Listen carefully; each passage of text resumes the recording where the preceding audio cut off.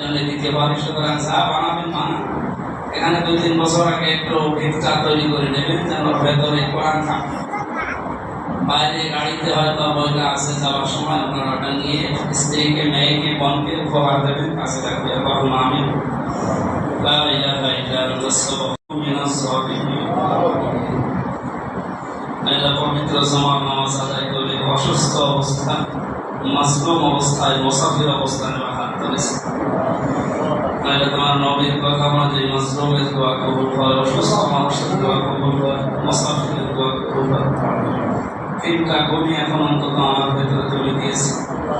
বড় আশা নিয়ে এদেরকে নিয়ে হাত তুলেছি। আমাদের জীবনের জায়েজ আশাগুলো পূর্ণ করে দাও। যারা যে আশা নিয়ে হাত তুলেছে আমাদের জীবনের সব জায়েজ আশা তুমি পূরণ করে দাও। ওদের জীবনকে পরিচ্ছন্ন করে দাও। কিয়ামতকে খাতাটা হাতে পেয়ে যেন আমরা কেউ অপমান না হই, আনন্দে যেন পড়তে পারি, পরগ্রস্ত লোকদের কাছে যেতে পারি। ওইরকম একটা কাজ কর্মের আমল নাম আমাদের ভিক্ষা দাও। যারা সেজদা দিয়েছে আমাদের সেজদাকে কবুল করো। সওয়াবগুলো নবীজির রওজায় পৌঁছে দাও। কত মানুষ অসুস্থ আছে, আমাদের হাজারো মানুষকে তুমি শেফায়ে কামিলা আজরা নসিব করো।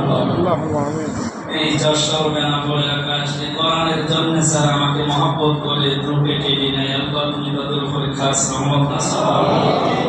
মসজিদের সম্মানিত খতিব মাওলানা ইনামুল আল্লাহ ছোট ভাইয়ের আহ্বানে সাড়া দিয়ে সেই কুষ্টিয়া থেকে গত সপ্তাহে আমি আসার সময় অ্যাক্সিডেন্ট করে পড়েছিলাম।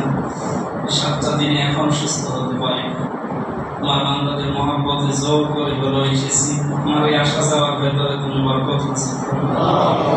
যে কথাগুলো আমি মন থেকে বলেছি আমরা প্রত্যেকেই যেন মানতে পারি, ওই পরিবেশ তৈরি করে দাও।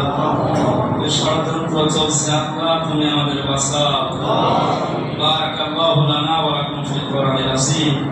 এই মসজিদের দায়িত্বে যারা আছে আল্লাহ তুমি তাদের দায়িত্ব নিয়ে নাও।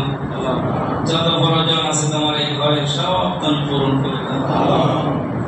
আল্লাহুম্মা রাব্বিরহামহুমা কামা রাব্বায়ানি সাগীরা।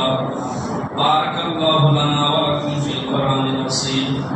আল্লাহ তাআলা তোমাকে বান্দা আমাকে সাথে করে সেই যশোর থেকে পর্যন্ত নিয়ে এসেছে মাওলানা রবিউল ইসলাম। তোমাকে আলেম বান্দাকে আলেম হিসাবে কবুল করে নাও। আলহামদুলিল্লাহি রাব্বিল আলামিন।